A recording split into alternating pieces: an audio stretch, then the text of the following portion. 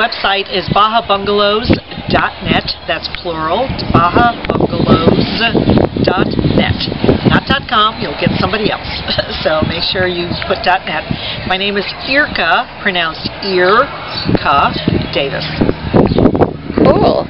How long have you lived down here in Mexico? I have been in Punta Banda for 16 years, full-time, as a full-time resident. And do you do real estate all over the Baja, or just Punta Banda? I do rentals pretty much in Ensenada and Punta Banda. I do real estate, houses for sale, really only in Punta Banda. Although I do have a really nice property in La Salina for only $1.6 million.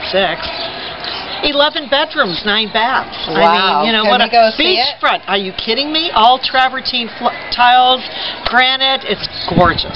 Oh, I'd love to see that. Brand new. We would like to see that. Beautiful property. So what do you know about this area, the wine country, with this beautiful organic farm and this restaurant, and why you're here? Oh, well, okay. As far as Ladies for Lunch, it's one of the functions that Kathleen has put together.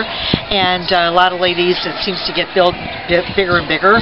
I am not a wine person, so I'm sorry to say that I really don't know a whole lot about wine country because I'm not a wine drinker. So, sorry. What do you drink? I drink rum and Coke or vodka, cranberry. Yeah, I'm not. Wine gives me indigestion. It's just the way it is. I don't drink wine. Are you into organic farming at all? Organic foods, yes. I like healthy foods. I love all the organic farms, the vegetables, everything that you can find in Baja. I mean, everything's grown here, and it's all sent to the U.S. And my gosh, why can't we benefit from that? I mean, it's a wonderful thing. As well we should. Yeah, as well we should. Exactly. Can you tell me something about living in the Baja that you would like people to know that are apprehensive about coming down? I would tell everybody in the States to stop watching the news. It's bogus. There is no crime here. I mean, look at us. We're all 30 ladies, 60 ladies. How many people are in here? And great-looking guys. And great-looking guys, and we're all here in the Baja, and nobody's being accosted, and we're not being shot at. And there's no danger. I don't even lock my door at night. Don't tell them where I live. But it's totally safe here. What are some of the fun things that you like to do for your activities when you're not working? Well, I'm a theater person, so I am an actress. So I recommend the Gertrude Perlman Theater. Which is in La Jolla. Which is in La Jolla, which is in Punta Banda. We have beautiful 99-seat theaters. It's a wonderful spot. It's a good way to spend your days, to get people out there who have never had the chances of being on stage. I mean, for God's sakes, can I say God's sakes? For God's sakes, you know, I'm able to not only be on the board, but I can act and I can direct. I can tell you that I can go to any city in the U.S. and nobody would have given me the opportunity to direct something without any kind of background. She was a star of Kitchen Witches. And we did get to see Kitchen Witches. We saw it, and just loved it. You know, it was a really long play, and for me, I'm thinking, this is like a little too long. I'm going to be like a little worried, you know. But when it was over, I'm like, what? I want more. I mean, it was just fabulous. It was a great play. It was the most fun play that I've ever had the chance to do. And a little fun fact about the Kitchen Witches is that you donated the receipts to Japan. Is that? Yes, for the relief effort, yes. That's a great thing to know. This very small community here is...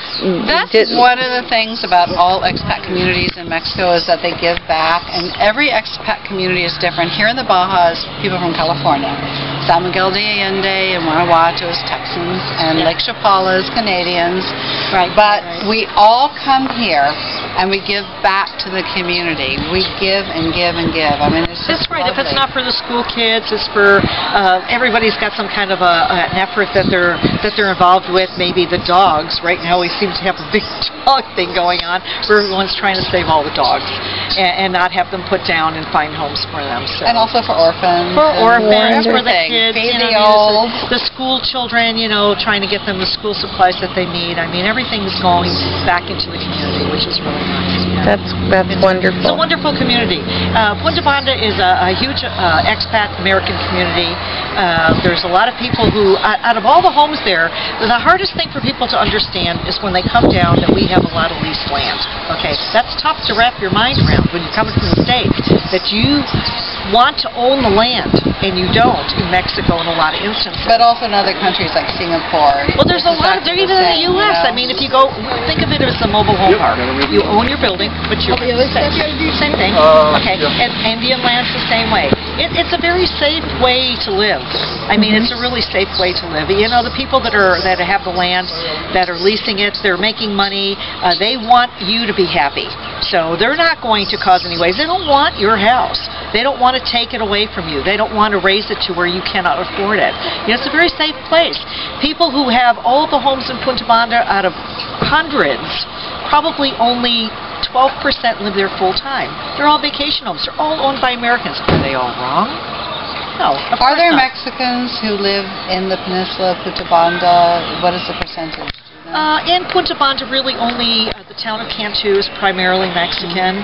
The rest of Punta Banda, you know, you've got down on the beach, the Spit, La Jolla, Lomas del Mar, Rancho Packard, La Bufadora, Camp 9, pretty much Americans. All-American community, but it's nice because it's like living in a small town. Everybody knows each other. You all hang around together. There's lots of things to do. I mean, people cannot be bored there. If you're bored in Punta Banda, you're going to be bored anywhere you go. I just need a place to stay when I'm there because from Punta Banda to Ensenada, where I live, is 45 minutes. Right. And, but you need to move to Punta Banda. Well, you know, I like to walk, and I like to be close to the border, but that's like a whole different situation of that. It's apples and oranges, honey. Yeah. You have to decide what it is that's important to you. Are you want to be close to the border? Then maybe you want to be closer to Rosarito. You know, if you want more of a community spirit, then you want to be in Punta Banda. But between here and Puerto Nuevo, there's many, many different communities. There's many communities. There's communities of expats. However, what you're not going to find is you're not going to find a tight community like we are. I mean, they know their neighbors in their little neighborhood. And then they go down the beach and those people know each other, but they don't know you. And where we are in Punta Banda, everybody knows everybody. And I met at a singles, first time I met you, was at a singles event on a Sunday. That's right. And you're very much involved in that. And I'm involved in a lot of things. My process is being single, living in Mexico, and there's more women than men. So what are the percentages here? I don't know what the percentages of men and women are, but the last singles event that we had, I would say, was pretty equal.